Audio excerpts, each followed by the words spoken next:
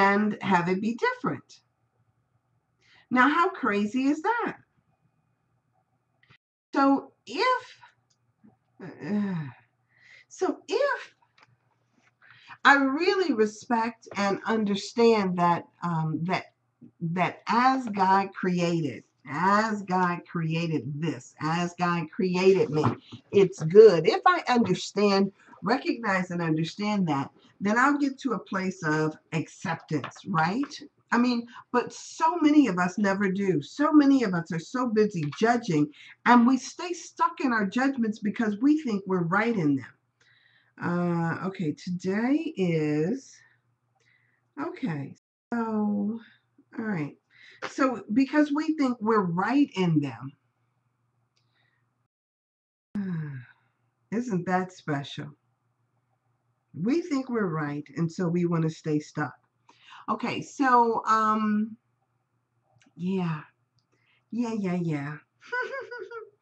All right, so here I want to look down for a second at my book because I opened it. You know how I always open up my book, and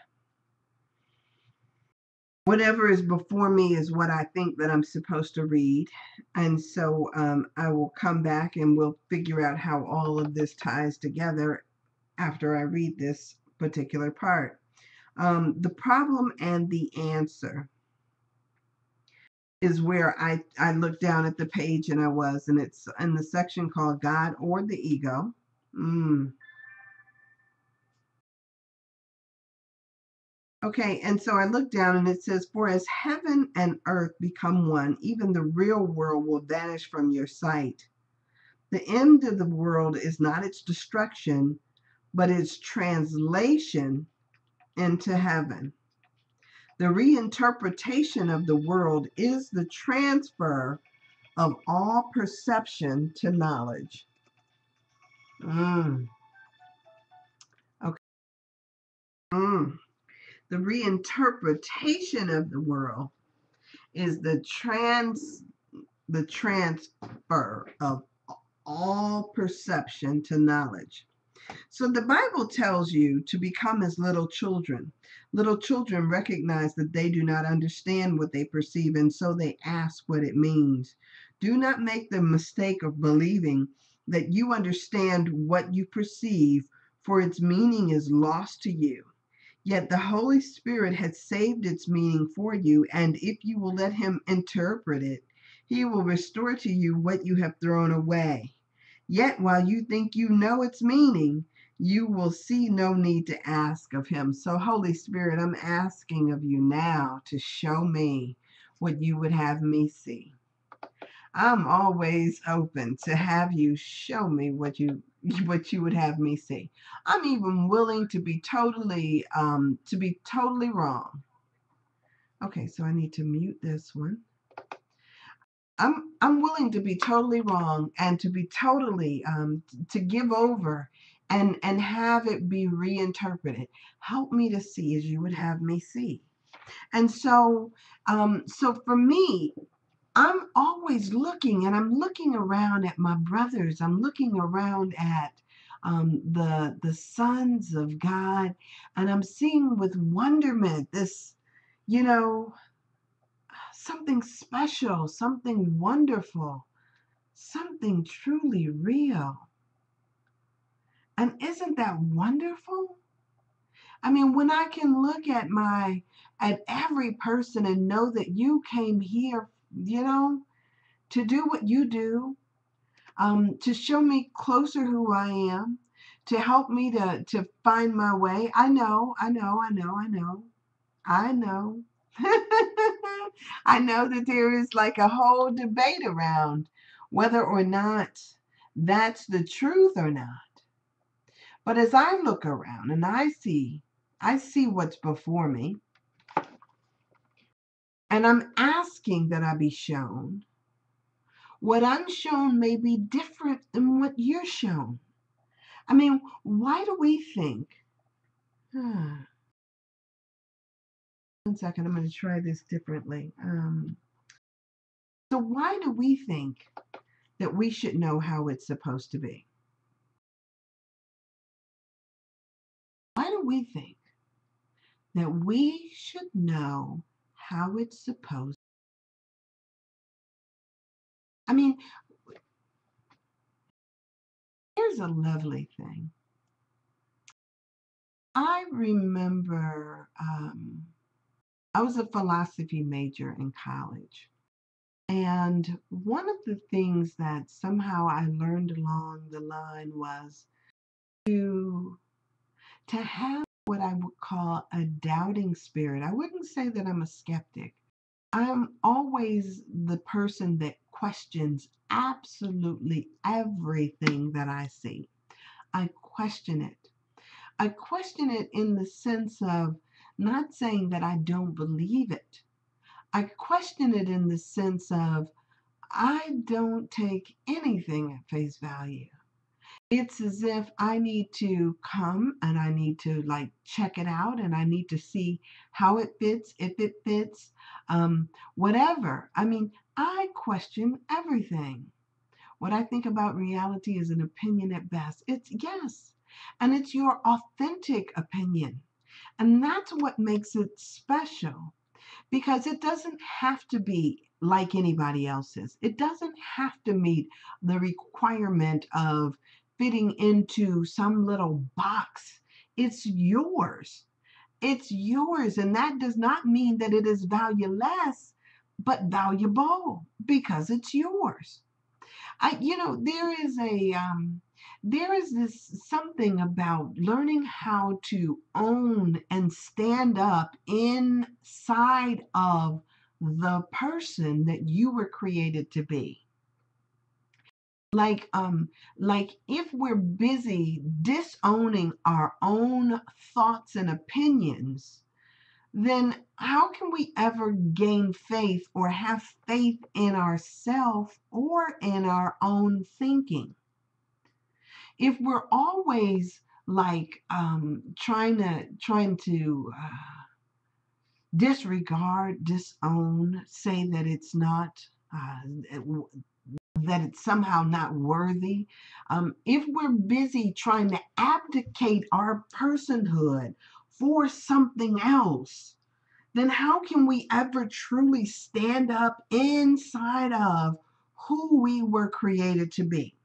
And as we have these bodies here and now, we are supposed to occupy them fully until you no longer do anymore. You are to be, I am to be who I am supposed to be fully right here and right now until I cease to do that anymore. So at some point, I will relinquish this body and return to that oneness that I know to be my truth. But for now, learning how to stand up, learning how to be grounded, learning how to that's one of the things that I loved about that book, The Sacred Contracts, and understanding the contracts that we came here to live out. It's as if our soul had a purpose for taking on these bodies and being where we are right now. Our soul had a purpose for doing this.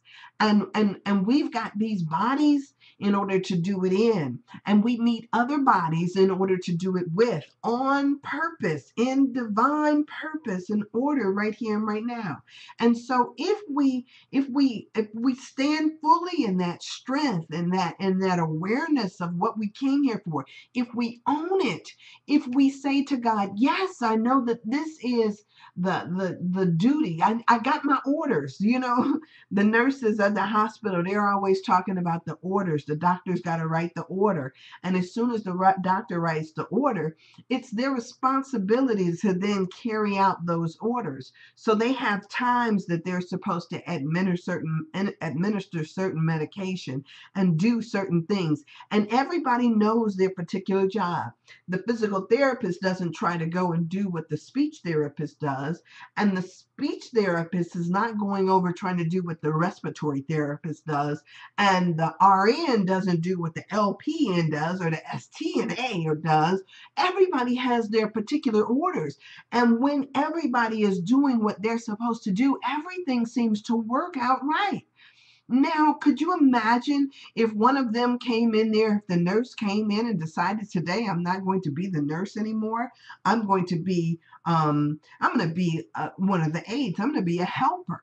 Well, then who administers the medicine and who carries out the orders? If we're all trying to do or be somebody else or something that we're not, then the position, the role that we're supposed to play doesn't get played, because now all of a sudden we're doubting that God knew what he was doing when he created us and breathed into us that breath, that life, that purpose that for which we came. So if we're constantly over here and over there and doing all these different things, we can't stand up in that truth.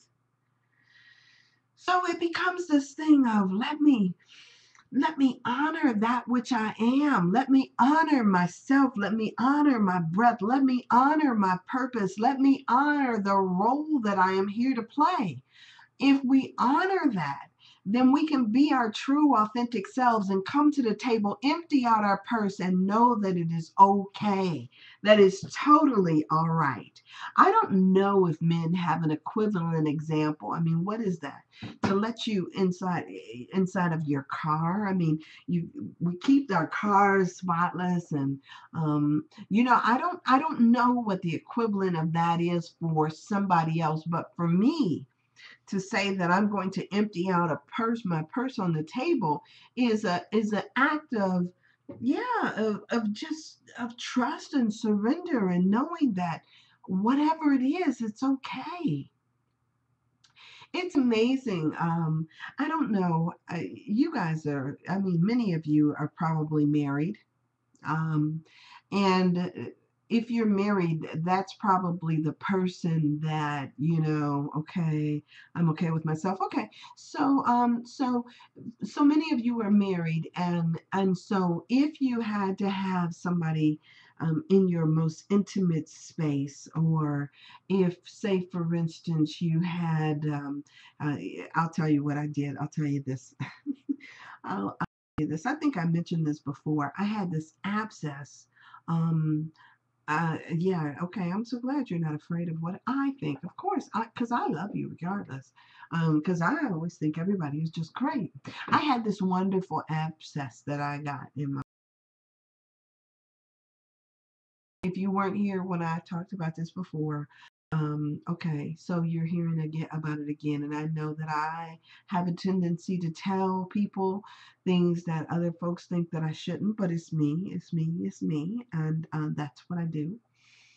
I had this abscess in my boob, and it was a big abscess. It's like a cavity that's filled with this pus, and it was infected, and it was sore, and so when it went to necessity, it forced its way through the skin, and it came out, and it was, this foul smelling secretion that came out. It was just horrible, and it was infected, and it was just like terrible. And so when I went to the doctor, they gave me this sterile gauze that came in these like half-inch strips of cotton sterile gauze. And I had to take that gauze with a long pair of tweezers, and I had to stick it into this hole that was now in my boob. It was like I had to pack it with this gauze, and as it healed, as it healed from the inside out, the piece of gauze that I used became smaller and smaller because the hole was closing up. Well, for most people, when you have a cavity, a hole, a sore, or something like that, most people are not walking around and willing to show anybody besides their intimate group of folks that they're around all the time, what, a husband or a wife or somebody like that, something like that. But for me, I never forget, for some reason, I wanted somebody to witness. I wanted somebody to witness what I was going through. Sometimes in life, I think that for I don't know about you, but there's this urge, this desire that somebody witness something. It's kind of like when Jesus went into that garden at Gethsemane and he asked them to tarry a while I go in here and pray or whatever. And when he came out, all the disciples were asleep, and he was upset because they couldn't even stand there and witness with him what he was going through. It was like it was too much for them to just stand watch and to wait. And so there is this desire sometimes, and I talk to people about this all the time, this idea that we have a desire sometimes to confess things. We have a desire to have a witness to our lives, to have a witness to the experiences that we go through. Because somehow, if somebody else sees it, if somebody else is in agreement, because remember, the salvation is a collaborative venture. If we have a collaborator, it somehow gives it more validity and makes it somehow more real than if it's just us that's witnessing it. I know this because I spent a whole entire year traveling in Europe by myself. By myself, and when I came home, there was nobody to sit there and say, oh, we did this and oh, we did that, and nobody that was in my pictures. It was as if I had to stop and get somebody to take a picture of me by my dang self. I'm sorry, excuse me. I had to get somebody else to take a picture of me by myself sometimes. And sometimes I was taking a picture because I always meet people, but it was as if I didn't have a witness with me. And so there is something about us that needs to have that type of witness that's there to share an experience, because we aren't meant to do this by ourselves. We are meant to, as to come into this thing two by two, just like they went into the ark two by two. Like we are meant to have witnesses. We're meant to share. We're meant to come and show up in all of our authenticity and have somebody else share in all of theirs. And in that coming together, in that respect for one another, then we find our salvation. And it's not somebody, if you're trying to be like that other person, that's not authentic. That's not doing what you need to do. That's not even going through the necessary roughness that's required to get you to be the person that you are to be. Oh, it's none of that. And so we have to make ourselves like little children, in that we give up our judgments about things and just accept them as they are, accept it as it is, because as it is, it's all good and it's there for us. I mean, it's as if the bounty is laid out before us to take part in, and we're so busy worried about, oh, I might gain a few pounds, and we can't even partake of it. So come on. Okay, so Leanne writes, sounds like my sister, she had a double mastectomy and she shows everyone her new boobs. They look like Playboy bunny boobs. Okay. Well, bless her heart. I mean, it's a double mastectomy is no joke. And a lot of people who survive cancer or something like that do come back with this tendency to want to live life bodaciously, you know, to yeah, to just take it by its, by the horns and just live it. I mean, and no excuses, no hold bar, just full tilt boogie, just live life, because they have gotten now what they think is a second chance to do it right, and they just do it like with bold vigor. And I love that. And so I met a girl, a woman. I knew a woman who actually had a boob job, And she was going around when she got her new boobs, and she was trying to get everybody to touch them and look at them. And she had to open up her shirt and say, look, and touch them. And and and actually, we were at a party when she did this, and we all touched them. And it was so interesting because I was so very clear of what made hers um purchased boobs and what made mine's real. And and um and and sadly enough, I I don't know. I don't even know. I mean, it is what it is. It's all good. I used to think, and I'll tell you this. I'll tell you guys this too. And I don't know. I don't know, but I'm not here. I'll tell you guys this. There was a part of me that when I was younger, I used to say that in order for people, I would say that women needed to grow up with breast in order to really appreciate them. And um and I don't know that people have a real sense of yeah, of all of that stuff, unless they had to grow through puberty with little boys on the playground and all that viciousness, or all that. I don't want to call it viciousness. It was being chased home from school. It was being ostracized by the girls and adored by the boys. It was not understanding why. It was a whole bunch of confusion through puberty. And I used to think that people needed to earn those doggone things by going through life with them and not just getting to buy them when they get older. So, that's a whole nother ball of wax there, because it's traumatic. It could be traumatic, and you hated your boobs your whole life. Now, I will say to you, Lynn, because I can't even talk about that from an esteem standpoint of view without first talking about the abscess that I had. And part of it was when I read through Louise Hayes's book, You Can Heal Your Life, and she talked about part of the reasons why I was experiencing the things that I was experiencing was because I couldn't accept and embrace my own femininity and my own womanhood. And so that became my lesson. That became my journey. That became what I needed to do, as opposed to just trying to heal a sore or something like that.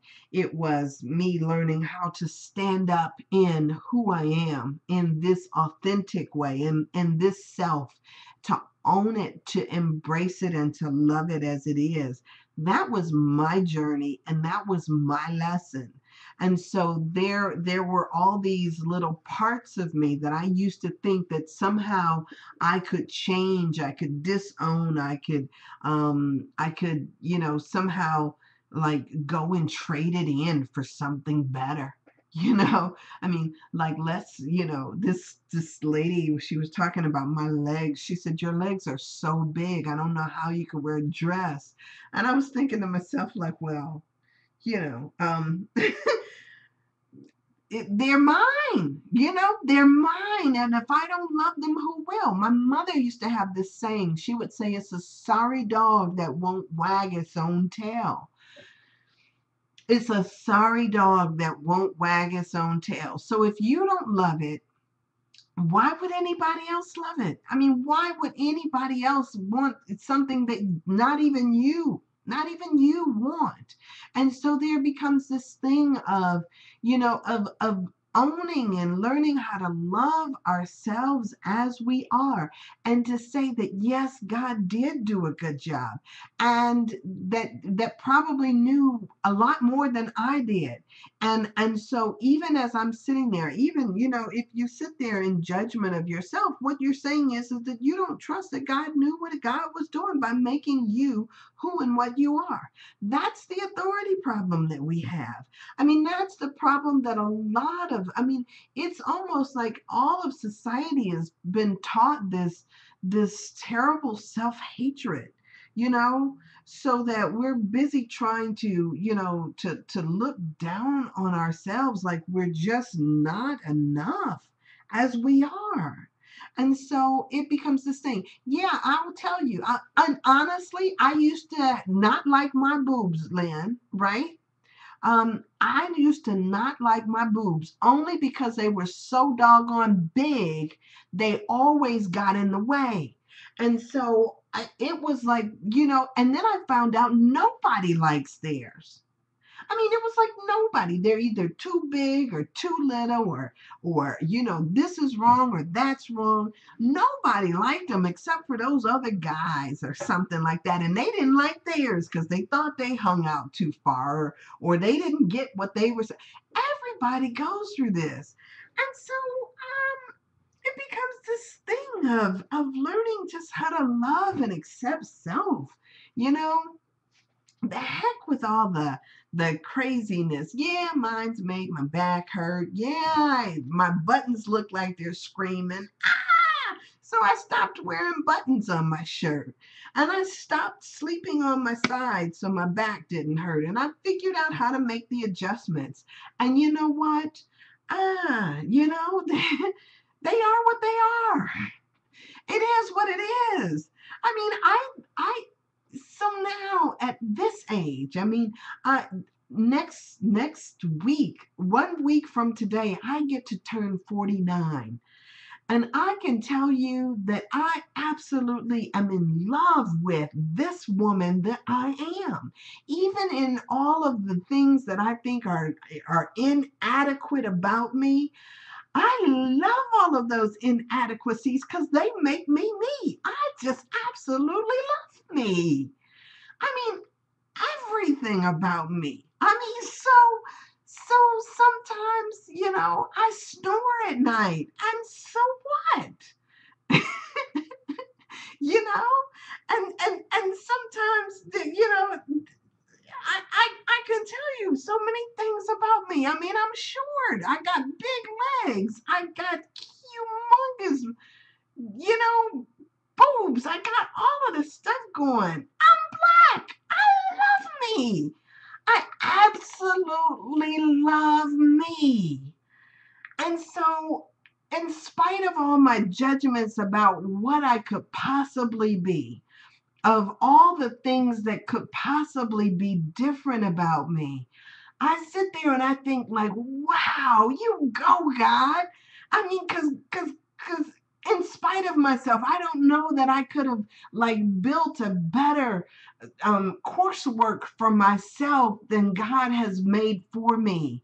It's as if all the stuff that I needed to learn was just programmed into everything, every little detail of my life. And so I get to be here at this point and just be and just be. And so, yes, I get to trust and I get to let go. And so, part of this whole thing of this whole idea of loving me means that I drop the rock that I used to carry, that chip on my shoulder that I had, that's gone. And I can just come into any situation and just totally be myself because I'm not tied to what you think about me. I'm not tied to what anybody else thinks about me. I have to be tied to what I think about me. And if I'm tied to what I think about me, then I need to be authentic. I need to be the real me. I need to come fully to the table and just be who the heck I am. And so I just, I trust. I do that this is exactly how I'm supposed to be. This is who I was meant to be. And so it's, this sometimes these lessons, I don't know, maybe it is all for me. I'm learning all this stuff just for me, but I can't help but know that there are other people witnessing this and saying, wow, look, if she could love herself, I know I can love myself. you know, because, because, I mean, come on. I mean, really, come on. So, so yeah, I'm just doing me, and I'm having a love affair with me. And you know what? And if need be, then I do whatever I have to do to make me good with me. When I am healed, I am not healed alone. That's the truth. And so sometimes it's the just remember the movie, oh gosh, what is that movie called? um oh, I can't even think of what the movie is called now. It's the lady that was deaf, and she was going through all these things and looking at the world through, oh, what the bleep do you know, or what the bleep do we know? Remember that? Yeah, remember that movie, What the Bleep Do We Know? And so all of a sudden she started looking at herself, and and she started drawing all these little hearts all over herself, and getting to the point where she just kind of just started loving self. And I think that that's what we all have to do at some point. Just learn how to love ourselves. And as we love ourselves, we get this authenticity. It is I think that there is an authority, an awareness, a wisdom that comes when we get to be authentically who we are. And so, if you can just own that, if you can just own who you are, then that in itself gives other people, remember in Marianne Williamson's book, she said something about, if you let your light shine, you unconsciously or consciously give other people um, the permission to shine as well. And so we need to all be about the business of shining, and let go of all the judgments and all the thoughts and all of that stuff that we would have about ourselves, and just be, to love with the love of Jesus. Yes, yes. And so, you know what? And so sometimes we do have to ask, God, let me see me as you see me, because God created you and thought you were perfect. And look, and sometimes I think that, God just took me and just molded me, and just, you know um I know I came here as a baby, but kind of chiseled me out of this thing that I am. And so I fell in love. Bless you, I fell in love with you too. So sometimes I think that God has just chiseled me out of all of this, and made me and shaped me and molded me into this perfect being that I am right now. And so if God did all of that and shaped me and molded me, I mean, why wouldn't I love it? Why wouldn't you love it? And then why wouldn't you love yourself? I mean, that's the wonderful thing. I mean, just getting to that point where we just accept and love ourselves. And so I think that that is our journey, our journey of learning this self-acceptance. And so as we recognize it is this, this collaborative venture, save yourself, yeah, if God is happy with me, how could you disagree? How could you? God thinks your boobs are great, just great. As a matter of fact, he thought that they were so great, he made people that wanted to feed and nurse from them. I mean, come on. To disagree with God is arrogant. Thank you so very much. So, you guys, this has been wonderful. It's been my hour, and I've just been like, going through this whole thing, and I just so wonderful, so wonderful, so wonderful. And yeah, I love you guys too. And so it's time for me to go, but I will be here tomorrow. Believe it or not, I'll be here tomorrow from 6 to 7. I plan on being here with you, and I love you. And I will see you next time. So yeah, I'm on Facebook. Dove, you got it all down. So sandrasaidit.com. Follow me on Twitter at SanBishop.